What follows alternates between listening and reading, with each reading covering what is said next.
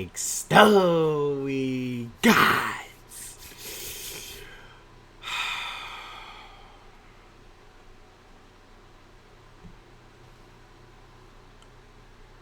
Aidan Hutchinson, horrible leg injury.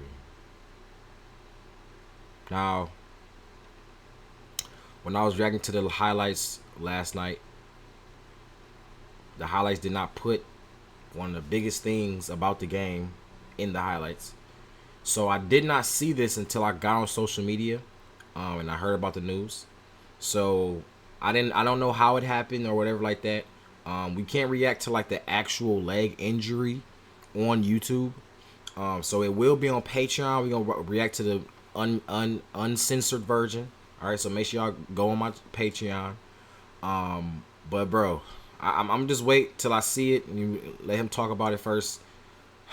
Hopefully he can come back this season, okay? Because this is a big part of our defense, bro.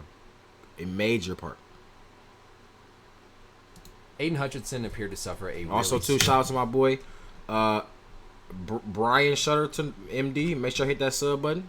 Serious and kind of freak leg injury on this play, and in this video we're going to take a closer look at what exactly happened, how the injury occurred, and what we're going to do to manage it short-term and long-term. Welcome back, everybody. I'm Dr. Brian Super, and the goal in this channel is to help teach you about the medical side of the sports world. Now, a good clue right from the bat when you see a play like this and the person's being carted off the field and they have one of these air casts or splints around their leg, you can assume there was either a joint dislocation or a serious fracture. And in this case for Hutchinson, it looks like a tibia or a lower leg fracture, essentially the shin bone that broke on this play. Now, the typical way that we're going to see an injury like this occur, a tibia fracture in football, is going to be from often either a player gets landed on and the bone is just forced to bend to a point where it can't withstand, or it's going to be a situation like Dak Prescott where they have a high ankle sprain forced external rotation mechanism that then puts that energy up into the leg and causes an ankle dislocation fracture. So with Hutchinson here, when we were first watching and I was looking through this, I was expecting to see something like that. I was expecting to see some sort of external load. Player here, it's the left leg, of course, that we're dealing with. Oh my God! I don't really see anything here in this position after it's happened. No. Is that his bone? That says his shin, right? We're dealing with. Yo.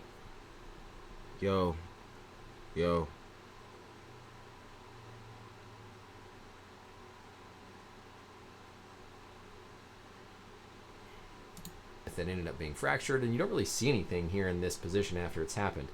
The other way that bones will often break is with torsion, so twisting. So the other thing that we look for is some type of twist, and it doesn't look like there's any sort of rotational torsion or twisting here with Hutchinson, so then we have to look elsewhere and see, okay, when did this occur? How did it happen? The answer lies in something we've seen in combat sports, mixed martial arts, right? Anderson Silva, Chris Weidman. When somebody strikes directly in the front of the tibia, that force can be enough that it causes a tibia fracture. And so here with Hutchinson, as he's going through this play, we're eventually going to see a moment where he gets swung around. So right here, again, we're still looking at, in this case, it's going to be the left side right here. And as he moves that leg through, one of the other Lions players is right here. And that Lions player, his left tibia is coming forward here. Oh! That contact right there onto Aidan Hutchinson's leg. That external load pushing the leg in is what ultimately leads to this injury. So it's kind of, that's what you mean by the combat sports. So it's kind of like somebody had a crazy leg kick and he just kicked your leg super hard right in the shin. Oh my God, bro. External load pushing the leg in is what ultimately leads to this injury occurring. We're not going to go further because in the next frame you see the leg kind of completely break, and that's not necessary to show other than just seeing the moment when this impact occurs. Now, because that impact is happening on the external part of the leg, there's probably also a fibula fracture, the outer bone in the lower leg that goes along with the tibia. And then as he ultimately kind of rolled through, we could see where the leg was hanging, and this did in fact look like the tibia was broken. Not anybody that rolled up on him, not a high ankle type of mechanism. This was as simple as all of his momentum is being swung around as he's trying to tackle Dak Prescott. His left leg swings out, strikes directly square on the front shin. That tibial tuberosity is the part where the patellar tendon inserts on the tibia. It's a really hard, prominent spot of bone. There's no muscle covering it. There's no cushion covering it.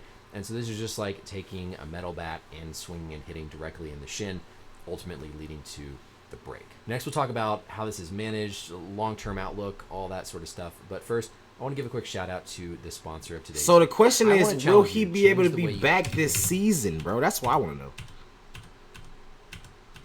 Covering what are we going to do? Well, number one, Oh you're going my- to get out there. Obviously, the player's going to tell you right away. We could see Hutchinson mouthing that he said something was broken. So pretty quickly, you're going to look down at the leg. You're going to be able to see that it's probably deformed one way or another, and you're going to see that it's a tibia fracture. Your job, number one, is to grossly try and reduce it, meaning put it back in its proper alignment, get it splinted, get it casted, stabilized with that air cast we see put on, and get him to the hospital ASAP. You're not necessarily going to do surgery emergently, like within hours, but you need to be concerned about the possibility of infection because of the possibility of an open fracture. So an open fracture, also called a compound fracture, is when there's a bone break and the skin is torn as well. The skin is that protective barrier that keeps bacteria, germs, etc. from getting in there and causing infection and subsequent things like what we saw happen with Alex Smith. And so key number one, is this an open compound fracture or not? If it is, higher risk. There's a lot more chance of complications with infections. You've got to get that thing washed out. You're going to be more urgent to get antibiotics on board. If it's a closed fracture, then that's not quite as urgent, but still going to be managed surgically. Now, usually in a case like this, depending on kind of where the player's pads, socks, all that are, you'll know pretty quickly if it looks like a serious open or not. You're going to put some dressing, something over to kind of just protect that skin, limit the bleeding, get it splinted up in the air cast, and get them off to the hospital. The air casts are pretty cool. They actually suck air out. You don't inflate them with air to make them solid. They're very loose. They're filled with like these plastic or hard beads, and so they're loose. You put them on, you can fit it and form it to the leg or to the joint that you're trying to stabilize, and then you vacuum the air out. They're also called a vacuum splint. That makes it rigid, rock hard to stabilize that bone, to try and keep those positions, keep that bone from moving further. Okay, that's good. So now, let's talk about our anatomy and That's what what I want actually to see is right here. broken here. So looking straight on at the lower leg, the So first thing that's we're the going to shin. have here is, of course, the tibia. The tibia is the shin bone. That's the bone that it looks like was broken here. Damn. On the outside of that, if we hide our little interosseous membrane here, just to make it easier to see, then we're going to have the fibula. The fibula is considered kind of the non-weight-bearing bone of the lower leg, sits on the outside. And so for Hutchinson, his legs swung around, the other player in the line struck him right here on this part, directing all that load in, causing just that bending and the break of the leg. That spot, the tibial tuberosity that I talked about, which is really that firm, hard prominence and exactly the imperfect, unlucky spot for the leg to hit, is right up here at the top of the knee. So if we hide some of these knee capsules, ligaments, etc., hide some of these bursa structures, we're going to see that patellar tendon, and that patellar tendon inserts right down there, that little prominent spot of bone called the tibial tuberosity. So you can see how it's a little bit elevated forward, almost making it that perfect impact spot to drive the maximum force into the leg to ultimately lead to that unfortunate break. What the The way that this is going to be fuck? treated is with something called an intramedullary Bro, nail. Cowboys, bro. It's like everything y'all do is terrible. We can't even play against y'all, bro. We can't even play against y'all. You know what I'm saying? Y'all I know it was another Lions player. It was probably a Cowboys player who pushed a Lions player into Aidan. That's probably what happened, bro. So we literally can't even play against y'all bum ass niggas. Y'all selling us out. How's that even possible? How's that even y'all selling your own selves out? Now y'all selling us out? God damn.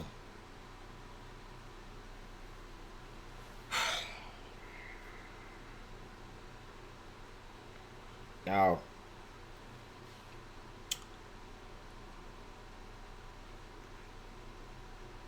it does not look like he will be back this season, which is unfortunate. Very unfortunate, bro. It's like we blew the Cowgirls out. We blew them out. But at what cost? What was the cost, bro? What was the cost? Now one of our best players on defense is out for the season. Now I don't know how that will affect. I mean, obviously it's going to affect it big. But I just hope that without Aidan now, that we can still, as a defense, still stand up, you know. But bro, this is just messed up, bro. It's messed up, bro. It's messed up, bro. It's messed up. Unfortunate break. The way that this is going to be treated is with something called an intramedullary nail or a rod. within the inside of the bones, all of our bones they have marrow. The intramedullary space is where the bone marrow sits on the inner part of the bone. The outer part is the cortex. It's hard. It's what gives our bones our strength. And the inner part is softer. It's where that marrow lives, that medulla. What they're going to do is they're going to put a metal rod all the way down the length of the leg, most likely, to bring those fracture pieces back together. Occasionally, they have to do surgery on the fibula as well. It really depends on how bad that break is, but often it's not as serious as just the tibia. Wow, bro. Like I said, biggest things initially are going to be, is it open? Is it a compound fracture? Is there a higher risk of infection? That's going to increase the urgency. That's going to increase the severity and the possibility for long-term complications. Minus all that, I still fully expect this to be a season-ending injury for Hutchinson. Don't expect he's going to be back this year, but assuming things go right with the surgery, there's no serious muscle damage, blood vessel, nerve damage, because remember, all that stuff sits around those structures as well, and there's no post-operative infection like Alex Smith, which the majority of time there's not. We should see him back next year. He should be healthy. This should not affect the rest of his career. You think about something like an ACL, and an ACL can honestly have more impact on a player's long-term health because of how it affects the cartilage, the joint, the tissue. A broken bone, in a sense, is certainly easier to fix because you're just putting it back together. There's not ligament healing, reconstruction, grafting, etc. Mentally, it can be a lot harder for a player, but long-term functionally, not as serious as what you might see with a dislocation like Dak Prescott. Now, like I've been saying, bro, we are going to the Super Bowl this year. All right. Now, minus Aidan,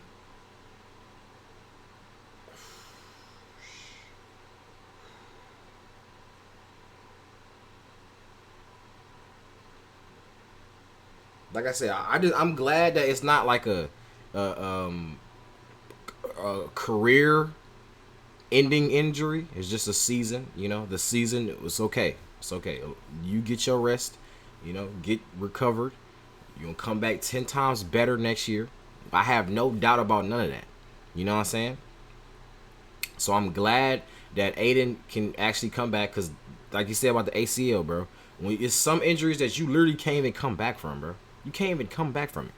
So F just playing good for your team for this season. They out for this season. F all that. They can't come back ever. So I'm just glad that Aidan can still play in the future, okay? Because I already know when he come back, he's gonna be 10 times better. I already know it, bro. I already know it. This is really gonna drive him more, and especially, oh my God, Cowboys, y'all done messed up twice. Y'all done messed up twice. First, last year y'all sold us out. We supposed to win that game. Then this year we came back, blew the. Ooh, we put that belt to ass this year. But then you gonna hurt one of our best players. So now, next year, because I know y'all not making the playoffs. So next year, we might put 100 on y'all, bro. I ain't gonna lie. We might put 100 on y'all. Easy. Easy. Serious. ACL. Easy. So now if we go back one more time to the play where it occurred, of course we see here as Hutchinson is swinging around.